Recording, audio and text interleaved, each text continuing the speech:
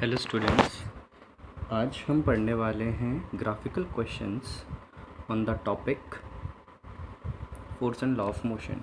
कि force and law of motion के chapter में ग्राफिकल क्वेश्चन किस तरीके से आ सकते हैं। बेटा बिल्कुल सेम वैसे ही है, एक टाइप तो दूसरा टाइप में आपको थोड़ी सी एक नई चीज़ को समझना पड़ेगा, फिर मैं आपको ग्राफिकल क्वेश्चन का एसेंस समझाऊंगा वहाँ से। ठीक है, अभी तक जो समझाए थे उनमें सभी में मैंने कुछ आपको एक सीक्वेंस दिया था, लेकिन फिर धीरे धीरे आपको हर एक चीज़ टाइम टू टाइम कुछ न्यू इन्फॉर्मेशन और आपको दी जाएंगी। ओके, सो ज़रा अभी देखते हैं कि जैसे व्हाट इज़ फोर्स। सबसे पहले फोर्स को समझो। Force is nothing but mass into acceleration. अब आपको ना क्वेश्चंस ऐसे मिलते हैं बहुत सारे, जिसमें ग्राफ में आपको एक्सेलरेशन निकालने का कोई ना कोई तरीका मिल जाएगा और क्वेश्चन में पूरी जगह मास दिया होगा, तो आप मास एक्सेलरेशन ग्राफ से निकालें, मास से मल्टीप्लाई करें, you will get the force. ये वाला कब वैलिड है? Only when mass is constant. ये चीज़ तो हम पहले पढ़ चुके हैं, अच्छे से ध्यान कर चुके हैं। सेकंड लॉ ये नहीं है। Second law is what? D v upon d t delta we upon delta t. एक क्वेश्चन को समझते हैं। The speed time graph of a car is given along the side. The car weighs, उसका weight दिया हुआ है। What is the distance travelled by the car in the first 2 second. मतलब इसी क्वेश्चन में एक पुराना कॉन्सेप्ट का क्वेश्चन भी है। What is the braking force applied at the end of 5 seconds to bring the car to a stop within a 1 second? देखो बेटा, ये एक्सीलरेशन जब भी आता है ना कॉन्सेप्ट, तो एक्सीलरेशन के फॉर्मूले को जो हम पढ़ते हैं वो पढ़ते हैं delta we upon delta T, और बहुत सारी जगहों पे हम v minus you upon T. ये टाइम कितने समय का कौन सा टाइम होता है? कई बार ऐसी जर्नी होती है कि वो पूरी जो जर्नी है उसमें कभी एक्सेलरेशन हो रहा है, कभी कांस्टेंट वेलोसिटी है, कभी डी एक्सेलरेशन हो रहा है, दैट इज़ रिटार्डेशन हो रहा है। अब आप जैसे आप निकाल रहे हो A, what is T? It is a time of acceleration. Acceleration के दौरान ये एक्सेलरेशन का टाइम है। अगर आप ब्रेक लगा रहे हो तो ये रिटार्डेशन का टाइम है। और कांस्टेंट वेलोसिटी के केस में एक्सेलरेशन 0 होता है, क्योंकि v माइनस यू 0 होता है। आप टाइम चाहे कितना भी ले लो। ठीक है, इस छोटी सी चीज़ को समझते हुए चलिएगा। अब देखिए, what is the distance travelled basics है इसमें। तो ये वाला ग्राफ तो मैं कह रहा हूँ ये पिछले वाले कॉन्सेप्ट के अकॉर्डिंग है। हमारा सीक्वेंस याद है, डिस्प्लेसमेंट या फिर चेंज इन पोजीशन, में से चेंज इन पोजीशन कहता हूँ, वेलोसिटी एंड एक्सेलरेशन। ग्राफ पर आपको टाइम के अलावा दिया है वेलोसिटी, पूछ रहा है आपसे डिस्प्लेसमेंट, आपको बैकवर्ड मोशन करना पड़ रहा है, मतलब आपको एरिया निकालना पड़ेगा। अगर आप इस सीक्वेंस में फॉरवर्ड जाते, मतलब टूवर्ड्स राइट जाते, तो आप क्या निकालते? स्लोप निकालते। अब एरिया किस दौरान के लिए बोला गया? What is the distance travelled in 2 second. 0 से 2 सेकेंड के बीच का जो टाइम है, इनिशियल 2 सेकेंड में इसने कितना डिस्प्लेसमेंट किया, क्योंकि बोला है फर्स्ट 2 सेकेंड है ना। फर्स्ट 2 सेकेंड में इसने कितना डिस्प्लेसमेंट किया? तो फर्स्ट 2 सेकेंड में ये तो हो गई टाइम एक्सिस, और इस दौरान जो ग्राफ है, इस टाइम एक्सिस के साथ जो एरिया कवर बना रहा है, एरिया कवर कर रहा है, वो इसका डिस्प्लेसमेंट देगा। तरीका तो बताया था। ग्राफ के जो दोनों एंड्स होते हैं वो कनेक्ट होने चाहिए आपकी रेफरेंस टाइम एक्सिस से, तो इसका एक एंड तो कनेक्ट है।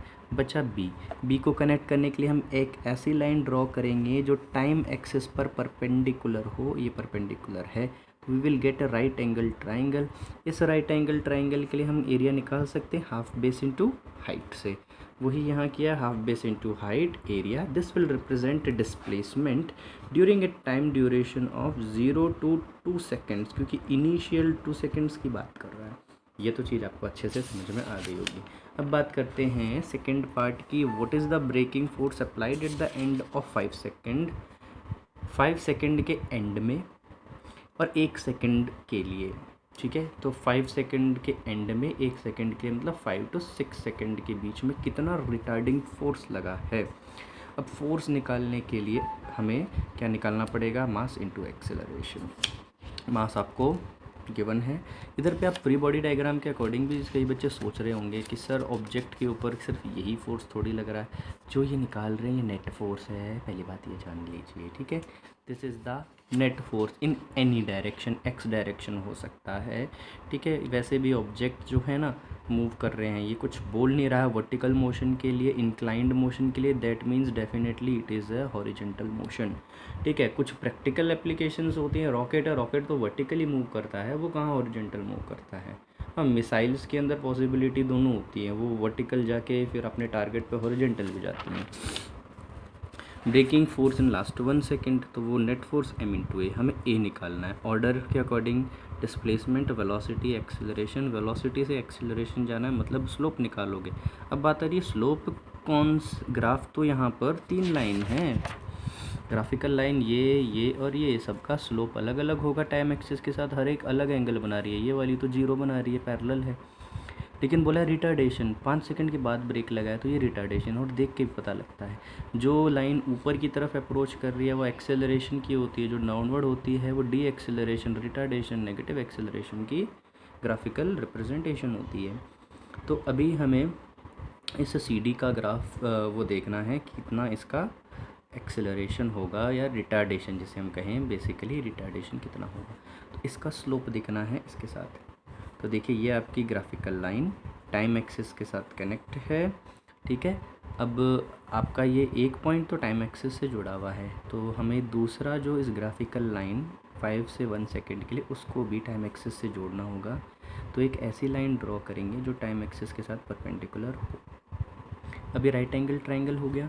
अब ग्राफिकल लाइन आपकी टाइम एक्सिस के साथ जो एक्यूट एंगल बना रही है, एक एंगल इधर बन रहा है कि इधर, जो एक्यूट एंगल बना रही है वो इसका स्लोप देगा, ठीक है। तो ध्यान है ना, स्लोप का मतलब tan थीटा, इस ट्राइंगल में tan थीटा निकालिए, tan theta is perpendicular upon base, what is perpendicular here, delta V, what is base here, delta A, that means acceleration, आ भी गया, वैसे भी आ गया है ना।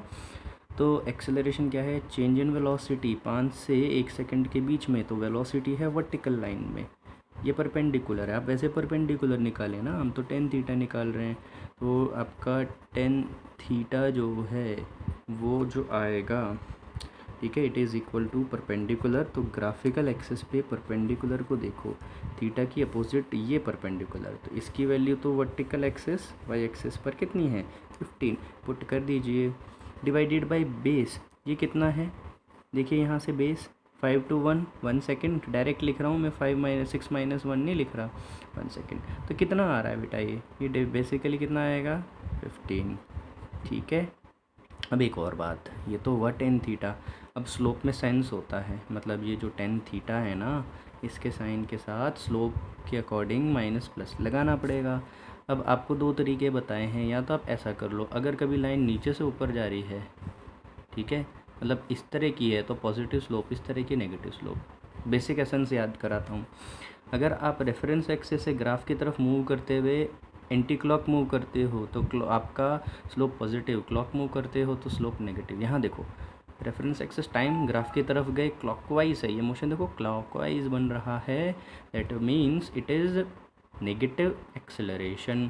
इधर वाले में जब हम अगर एक्सेलरेशन देखें तो देखो ये ऊपर की तरफ जा रहा है ना, अब इसमें देखें, इसमें एक्सेलरेशन क्या होगा, टाइम एक्सिस से ग्राफ की तरफ गए anti clockwise, it is positive acceleration. हमेशा मूवमेंट एक्यूट एंगल वाले केस में किया जाता है, यहाँ से कोई घूमेगा बोलेगा सर ये तो हो गया आपका एंटी क्लॉकवाइज, नहीं, गलत। ग्राफ के साथ रेफरेंस एक्सिस के बीच में एक्यूट एंगल में मूवमेंट चेक करते हैं, और मूवमेंट होता है reference axis to graphical line, so it is -15 metre per second square. देखो बेटा मैं माइनस प्लस सारी चीज़ें इसलिए इंपॉर्टेंटली बता रहा हूँ कि दीज आर वेरी इंपॉर्टेंट। कई बार बच्चे सिर्फ मैग्नीट्यूड को सोच रहे हैं, क्वेश्चन फिर वो डायरेक्शन वे में भी आ जाएगा, ठीक है। यहाँ के अकॉर्डिंग तो v - u final minus initial भी करोगे तो भी बहुत बेटर वे में आपको वैल्यू मिल जाएगी। निकल आया आपका answer, mass into acceleration put करो, you will get the force, it is negative. Negative क्या शो कर रहा है, नेगेटिव ये शो कर रहा है कि जो फोर्स लगा है वो मोशन के अपोजिट डायरेक्शन में है। नेगेटिव ये भी शो कर रहा है कि ये फोर्स रिटार्डिंग फोर्स है। रिटार्डिंग फोर्स वो होता है जो वेलोसिटी को डिक्रीज़ करता है। फोर्स वेलोसिटी को जब भी डिक्रीज़ कर सकता है जब वो मोशन के अपोजिट डायरेक्शन में लगे। फोर्स वेलोसिटी को इंक्रीज़ तब करता है जब मोशन की डायरेक्शन में लगे, ठीक है।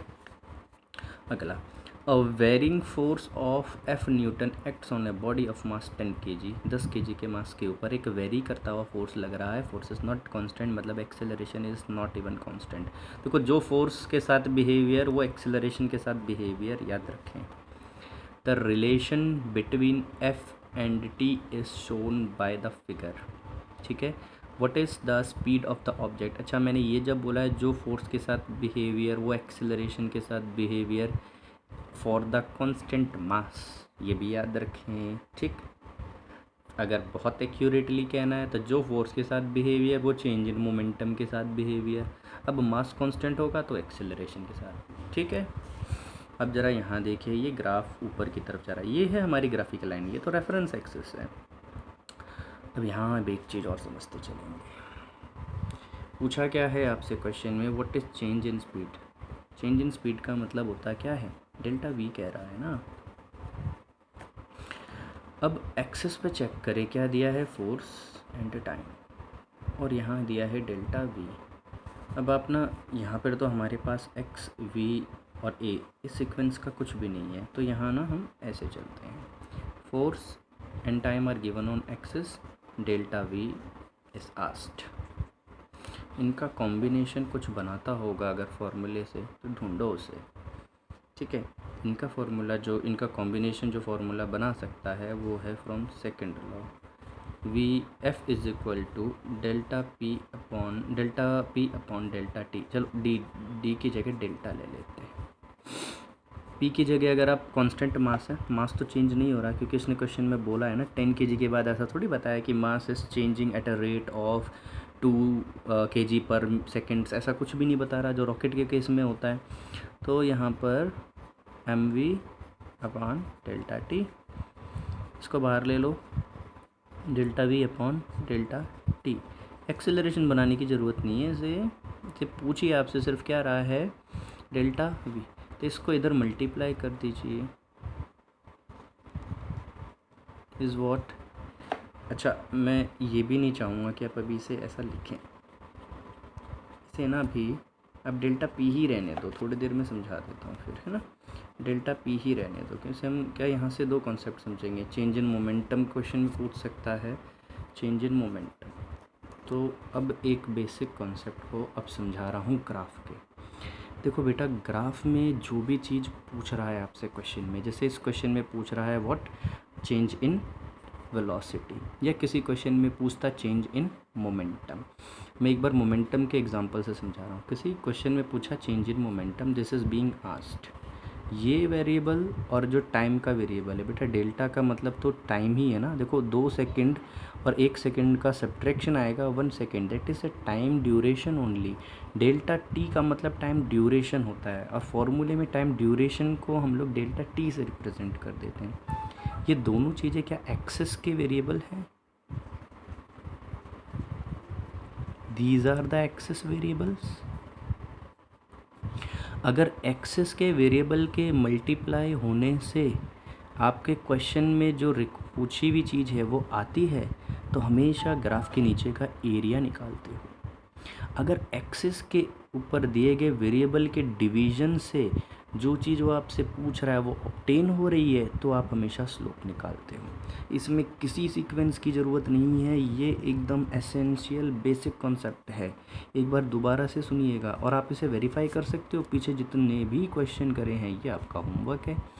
अगर एक्सेस के वेरिएबल के मल्टीप्लाई होने से आपको जो रिक्वायर्ड चीज़ पूछी है वो मिल रही है, तो एरिया निकाल दो ग्राफ के नीचे का, ठीक है। और अगर उनमें से एक टाइम है तो हमेशा टाइम के साथ ही निकालेंगे। वैसे आप ना रेफरेंस को तो टाइम लेके चलें, ठीक है। अब अगर आपको अगर एक्सेस के वेरिएबल के डिवीजन से मिल रहा है तो स्लोप निकालो, और टाइम अगर दिया है तो time will be taken as a reference axes, ठीक है। इस चीज़ को ध्यान रखें। आपके केस में टाइम के क्वेश्चंस ही मिलते हैं, तो रेफरेंस एक्सेस को 99.9% में टाइम एक्सेस ही लेके चलें, ठीक है। अब इस क्वेश्चन में जैसे दे रहा है फोर्स और टाइम, हमने क्या निकालने हैं, डेल्टा पी। अब ये बताता हूँ, आप बोलोगे सर आपको हमें डेल्टा पी निकालना ही नहीं है, हमें वेलोसिटी निकालना है। बेटा समझा करो थोड़ा सा। देखो डेल्टा पी निकाला, ये होता है mass into velocity. For constant mass तो बाहर चला जाएगा, उसमें चेंज हो ही नहीं रहा है, डेल्टा वी आएगा।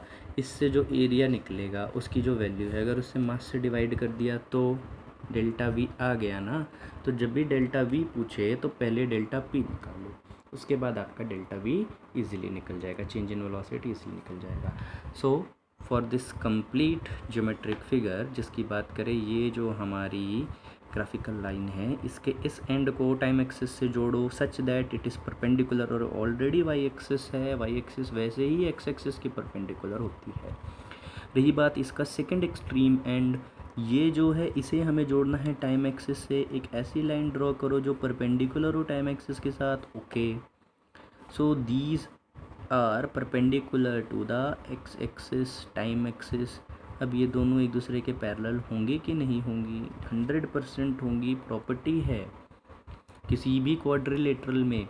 अगर ये अंदर वाले ट्राइंगल का सम 180 हो जाता है, इन्हें को इंटीरियर एंगल्स कहा जाता है, तो ये क्या होते हैं? पैरेलल होते हैं। अच्छा, ये ना समझ में आया तो आपने पुरानी प्रॉपर्टीज़ पढ़ी हैं। अरे ये यहाँ 90 है तो यहाँ भी 90 होगा, ठीक है। ये दो लाइन, ये ट्रांसवर्सल, यहाँ वाला एंगल और यहाँ वाला एंगल इक्वल है, करस्पॉन्डिंग एंगल इक्वल होने से पैरेलल हो गए, बस हमारा काम ख़त्म ना। पैरेलल है तो ट्रेपीजियम है, ट्रेपीजियम है तो भाई सीधा क्या लगा दें? एरिया ऑफ द ट्रेपीजियम का formula half sum of parallel side into distance between the parallel side. वैसे ये डिस्टेंस परपेंडिकुलर डिस्टेंस होता है, शॉर्टेस्ट डिस्टेंस होता है। ओके, सो अब क्या है? पैरेलल लाइन ढूंढनी है, ये और ये पैरेलल होंगी, ये तो पैरेलल नहीं, ये पैरेलल, मतलब वर्टिकल एक्सिस पे दी हुई वैल्यूज़ पैरेलल लाइन की वैल्यू देंगी। तो ये कितनी है? 5, और ये हाइट कितनी है? 10। 5 + 10 मल्टीप्लाई इन दोनों के बीच का डिस्टेंस 0 से 10, ठीक है। इट इज़ 15 × 5 75 आपका आंसर आया। अब एक चीज़ समझाता हूँ, ठीक है। अवर आंसर, अरे ये बीच में क्या डेसिमल आ गया पता नहीं, अपने आप आंसर खुद ब खुद चल के आ रहा है। मैं समझाता हूँ, ये 75 है बेटा। इधर लिखता हूँ ज़रा, मे भी ना ये पेन की मार्क होगी, वो लग गई है दूसरे कलर की ये। अच्छा, इस पेज की इस पर कुछ प्रिंटिंग आ गई। ये आंसर आया था हमें। m डेल्टा v की वैल्यू ये है, ठीक। डेल्टा v चाहिए, मास से डिवाइड करो। मैंने यूनिट लिखी है kg/s। मास से डिवाइड करा, मास की वैल्यू थी 10, यूनिट के साथ रखा kg से kg कटा, आंसर आया 7.5 मीटर/सेकंड। अब एक चीज़ और समझाता हूँ आपको ना, ये जो यूनिट है it is SI unit of momentum. एक छोटी से चीज़ को यहाँ पर समझा देता हूँ, अगले पेज पे चलते हैं। SI यूनिट ऑफ मोमेंटम की बात करें, SI unit of momentum, it is kg/s। बेटा इसे ना हम लोग न्यूटन इंटू सेकेंड भी लेते हैं। This is also taken as newton into second. समझना कैसे, ज़रा एक बार SI यूनिट ऑफ फोर्स को लिखते हैं। SI यूनिट ऑफ फोर्स, मैं बेसिक लिख रहा हूँ, बेसिक यूनिट ये है। इसको क्योंकि सारी फोर्स के बारे में चीज़ें न्यूटन ने बताई तो न्यूटन के बराबर लिख दिया गया, ठीक है। अब ज़रा हम इधर वाले रिलेशन पे आते हैं, ये इससे इस पर कैसे आया इसको समझते हैं। देखो क्या था, kg/s। क्या कर रहे हैं हम, इधर से इसके इक्वलेंट कैसे हुआ, kg Nm/s, मीटर/सेकंड। ऊपर भी अगर सेकंड से मल्टीप्लाई, नीचे भी सेकंड से मल्टीप्लाई, तो टर्म क्या बनेगी, kg मीटर, ये सेकंड स्क्वायर हो गया, और यहाँ पर एक सेकंड है बेटा, ये पूरी टर्म न्यूटन के इक्वल है, तो न्यूटन इंटू सेकेंड। याद रखिएगा मोमेंटम की SI यूनिट, आपकी SI यूनिट सिर्फ SI यूनिट पूछे तो kg/s। कई बार न्यूमेरिकल्स के अंदर आपको यूनिट जो है न्यूटन इंटू सेकेंड दी भी रहती है, ये मत सोचना रही ये क्या चीज़ है कि यूनिट गलत है, ठीक है। अगला term, force of friction on rear and front wheel. अब यहाँ बड़ी इम्पॉर्टेंट चीज़ है, देखो बड़ा टाइम लगा है इतनी अच्छी साइकिल बनाने में, बड़ी मेहनत करी, मैं राइटिंग बड़ी ख़राब है इस मामले में, मतलब ड्राइंग भी बहुत ख़राब है। देखो बेटा, ये एक साइकिल का रियर व्हील, फ्रंट व्हील, एक चीज़ को समझना, कार हो, बाइक हो, मोटरसाइकिल हो, स्कूटी हो, चाहे साइकिल हो, इनमें ना दो व्हील्स होते हैं। एक होता है ड्राइविंग व्हील और एक होता है ड्रिवन व्हील। ड्राइविंग व्हील वो होता है जो खुद ब खुद, जिसे डायरेक्टली आपको टॉर्क मिलता है, रोटेटिंग मोशन मिलता है, जैसे कहें जिसे एंगुलर वेलोसिटी मिलती है। और ड्रिवन व्हील वो होता है जिसे धक्का लगता है, फिर वो एंगुलर वेलोसिटी में आता है। देखो कॉज ऑफ मोशन को समझना, साइकिल को एक बार स्टैंड पर लगा दें, पैडल को घुमाओ तो क्या होगा, पीछे वाला पहिया घूमेगा चेन की मदद से। और अगर हम उसको स्टैंड से हटाएं तो खुद समझें, पैडल को जब पुश करेंगे तो एक्चुअली इस पुश फोर्स, ये जो फोर्स है ये चेन की मदद से ट्रांसफ़र हुआ रियर व्हील पे। क्या ये फ्रंट व्हील पे ट्रांसफ़र हो रहा है? नहीं हो रहा। तो रियर व्हील को क्या मिल रहा है? एंगुलर मोशन, एंगुलर वेलोसिटी मिली। तो इसका जो मोशन है, जो मिला है, वो है रोटेटरी मोशन, ये मोशन है। और फ्रिक्शन हमेशा लगता है पॉइंट ऑफ कांटेक्ट पर, कॉन्टेक्टिंग सरफेस पे, तो ये ग्राउंड के साथ यहाँ कांटेक्ट होगा। तो इनिशियल मोशन इसका कैसा है? ये मोशन में आने के लिए इनिशियली कौन से मोशन से आ रहा है? रोटेटिंग। जब ये ग्राउंड सरफेस के साथ कांटेक्ट में होगा तो रोटेटिंग मोशन यहाँ पर, ठीक। इसकी जो वेलोसिटी की डायरेक्शन होगी इस पॉइंट पे backward. Friction is what it opposes relative motion. इसका रिलेटिवली मोशन होना चाहता है पीछे की तरफ। यहाँ पर अगर आप मिट्टी को देखोगे तो ये मिट्टी को बैक पुश करना चाहता है at an instant when it's try to start. Concept को समझिए, जिस समय ये स्टार्ट होना चाह रहा है। तो फ्रिक्शन कहाँ लगेगा? Always opposes relative motion. ये इसको पीछे की तरफ मूव ना करने देगा, आगे की तरफ एक फोर्स दे देगा फ्रिक्शन का, ठीक है। आपने देखा होगा कहीं मड में या थोड़ी लूज़ मिट्टी में चलाएंगे तो मिट्टी पीछे की तरफ पुश हो रही है, इसका मतलब ये वाला जो साइकिल का टायर है ये पीछे की तरफ फोर्स लगा रहा होगा, तो आपको क्या मिलेगा? फॉरवर्ड डायरेक्शन में फ्रिक्शन, ठीक है। अब अगली बात, इसकी वजह से ये जो साइकिल है, अगर आप इसको सिर्फ स्टंटमैन की तरह पीछे वाले टायर पे चलाएं तो आराम से चलेगी, ठीक है। लेकिन आगे वाले टायर को रख रहे हैं तो इसकी वजह से इसको फॉरवर्ड डायरेक्शन में पुश मिला। तो ये जो इसे हम कह रहे हैं ड्रिवन व्हील कहते हैं, ये एक्चुअल में इस पे पहले at an instant of time जब स्टार्ट हो रही है उस समय पहले पुश मिलता है।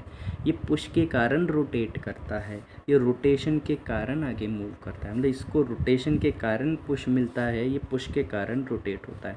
तो हमारा कॉज के ऊपर देखना है friction. Friction is always on A cause. इसका कॉज ऑफ मोशन क्या है? रोटेशन। रोटेशन की डायरेक्शन कहाँ होगी? कॉन्टैक्टिंग सरफेस में बैकवर्ड, तो फ्रिक्शन होगा फ्रंट। इस पे कॉज ऑफ मोशन क्या है? Forward push. ये आगे की तरफ जाना चाहेगा, इनिशियली ये आगे की तरफ स्किड करेगा, इसको पुश मिलेगा ना, एकदम ये प्योर रोटेशन नहीं स्टार्ट करेगा, पहले थोड़ा सा आगे, बहुत फ्रैक्शन हल्का सा आगे की तरफ क्या होगा? स्किड होगा।